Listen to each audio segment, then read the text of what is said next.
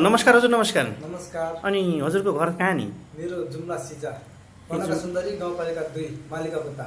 ए हजुर हजुर। अनि हजुरले अहिले हातमा लिनु भएको छ, यो धेरैलाई मान्छेलाई जिज्ञासा हुनसक्छ। एउटा शिलाजित छ, एउटा वनशिलाम छ। यसका पहिला शिलाजितबाट सुरु गरौँ। शिलाजितका फाइदाहरू भन्नु त। यो भनेको पत्थरको पसिना हैन। हजुर। यो भनेको कि राजाले खान्थे, पहिलाको पालामा भन्थे है, हाम्रो जिजुबाजेले राजाले खान्थे कि बाँदरले खाने चिज है।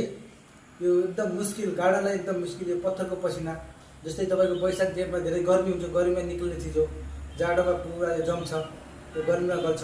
यसले तपाईँको के काम गर्छ भनेपछि तपाईँको हड्डी खिएकोदेखि लिएर तपाईँको चोटपटक लागेको, नसाहरू च्यापिएको, खुन खराब भएको, लिभर खराब भएको, तपाईँको ब्लडलाई साफ गर्ने, तपाईँले कमजोरी मान्छेलाई तागत दिने, तपाईँको इम्युनिटी पावर शिलाजित।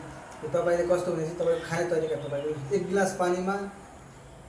गिलास पानीमा चनाको दाना बराबर ट्याक्क राखेर एकदम फिरियो, तपाईँले एकदम गल्छ, फेरि एकदम कफी कलरको आउँछ। कफी कलरको आउँछ, तपाईँ ट्याक्क अनि साँझ सुत्दाखेरि ट्याक्क खाने, तपाईँलाई एकदम ज्यानलाई आराम, एकदम स्वादिष्ट हुन्छ।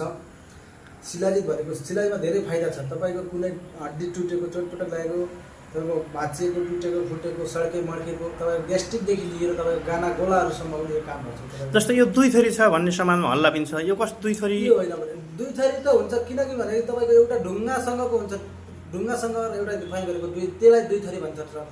यो हाम्रो रिफाइन गरेको ढुङ्गासँग हुन्छ। ढुङ्गासँग ल्याउँदाखेरि कसैले भन्छ कि पत्थरी हुनसक्छ, केही हुनसक्छ। तपाईँ रिफाइन गरेर ल्याउनुहोस्, हामीलाई तपाईँले खुल्ला पनि नल्याउनुहोस् भन्छ नि, हामीलाई डिब्बामा हालेर ल्याउनुहोस्। डिब्बामा हालेर चाहिँ हामीलाई साफ पनि लाग्छ। उस्तै जस्तै सानो मान्छेले, कसैले ठुलो हाकिमहरू, ठुल्ठुलो कुनै उयो मान्छे लिँदाखेरि डिब्बामा एकदम सो भन्छन्, ट्याक्क लिन्छन् होइन। यसको तोलाको हिसाबले तपाईँको हेर्नुहोस्, मैले गाउँमा त त्यही हो 450 रुपियाँ न्यूनतम रेटमा बेच्छु होइन।